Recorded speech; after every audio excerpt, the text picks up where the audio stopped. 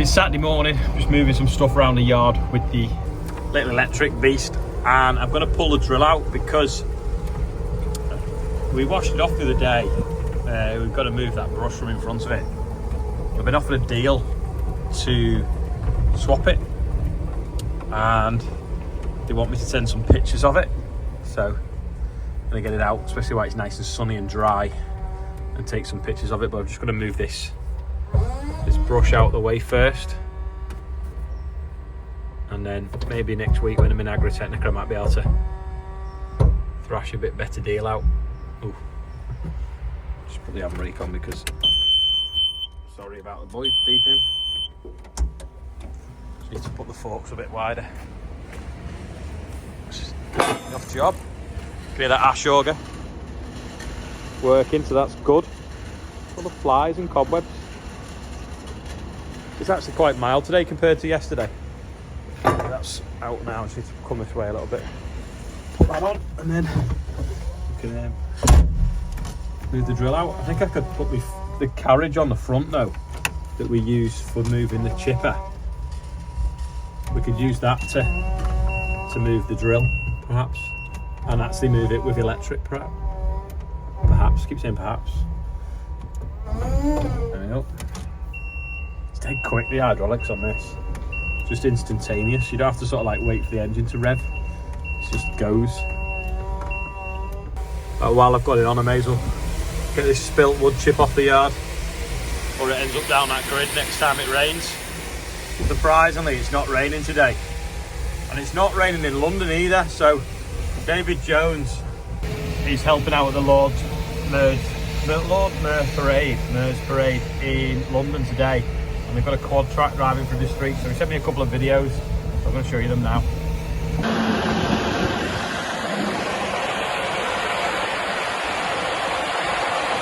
We're at the Lord Mayor's show today in the City of London, and we're here looking after the Worshipful Company of Farmers float. And this year we've been very fortunate to have a good machinery sponsor in Case IH, and David and I spoke a number of months ago about the opportunity to get the quad track into the City of London. And that's a conversation we had, wasn't it, a few months ago, David? Yeah, no, it's Case IH jumped straight on board with us, and as you can see today, we've got the Quad Track 600 all ready to go, and the little farm wall as well. And we're looking forward to a great morning, showing off the best of British farming.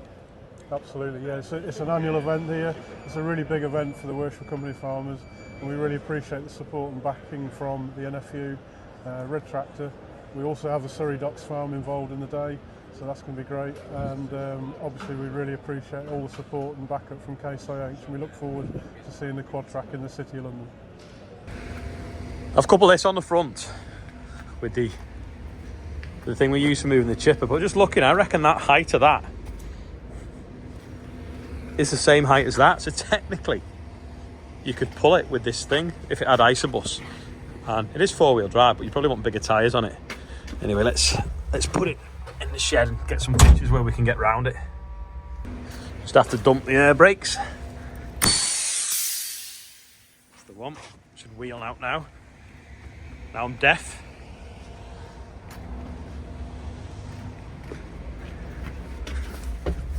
This has got a heated seat. See, I've got it on. It's lovely.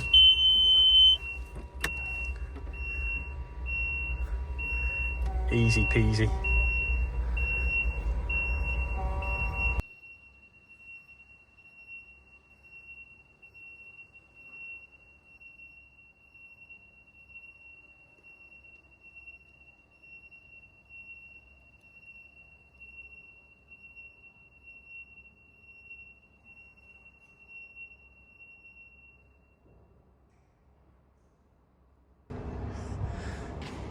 That looks so funny. I am so tempted to turn it around and actually put it on the hitch, but yeah, I can't be bothered.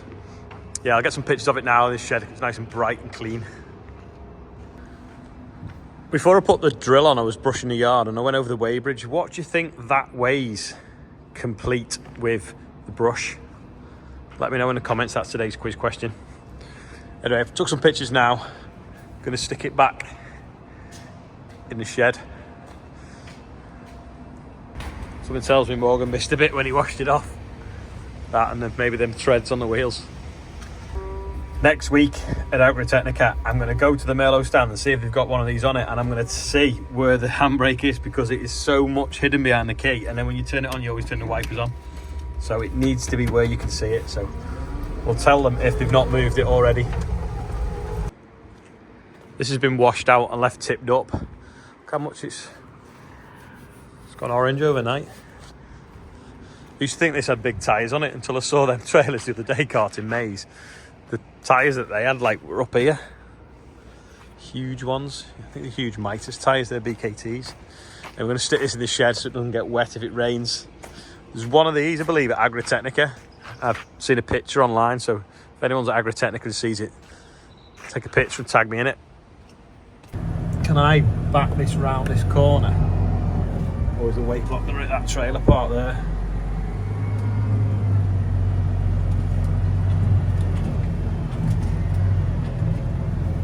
Drawbar's just catching the tyres slightly. That's just missing. Yep. There we go. I think we've made it.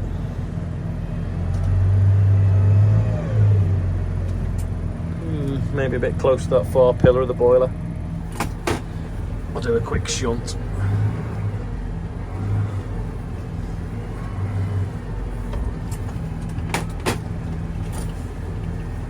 Probably wants the weight block taken off. Can't see us needing it for a bit now. We'll not be doing any field work for a while. So I'm going to get out and check. It's a bit blind with the sun reflecting on the windscreen.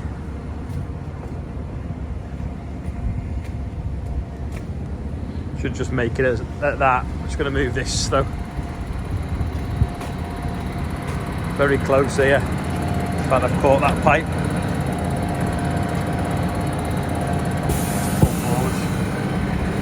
Oh! No harm done, it's just the brake pipe that we don't really use because we use everything on air. It wants kind of like wrapping up for it, maybe out the way. It's the thing with big tyres on tractors. This shed though should have never been here. It's supposed to be, we make that one longer into here and we block this up, and it was sort of temporary, if you will.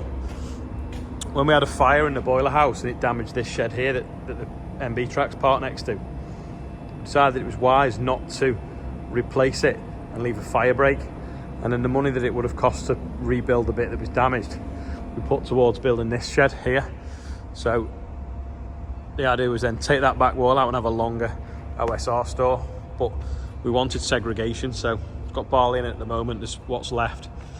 I think I sold 9 loads and they've took it all, so there's about 90 tonne left, so that's there. And then we've got some beans that have finished on the drying floor. That's why that trailer's been cleaned out, ready to bring them round. They're going to be tipped in that side as well. And then when the price picks up a bit, I'll get rid of some more barley, if it picks up a bit. It doesn't seem to be. Wheat looks like it's rising a little bit for next year because no one's got any in the ground, and what they have got in the ground is rotten or looks awful. So you can't say it's good that the wheat's gone up, because in reality there's going to be none there to yield, if you will. We left all these tools out. I'm only winding Rob up because the pair of us last night, it was dark, wet and raining, and we were just like, yeah, we'll put them away another day. So we just parked the tractor in the shed and locked the shed. But this, on the other hand, don't know where they've come from. Anyway, good news, the motor is still on, it hasn't fell off yet. Although, I think the bush has come out of that arm, hasn't it?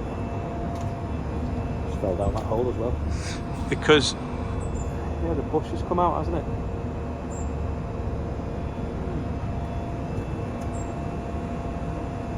Interesting. There's a quick update of the shed in daylight.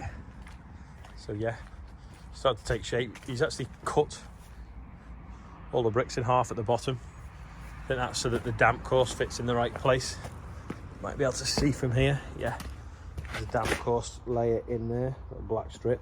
Then it needs foam in there then to stop some cold sort of bridging or something. Considering Rich is not a bricklayer, I don't think he does a bad job, does he?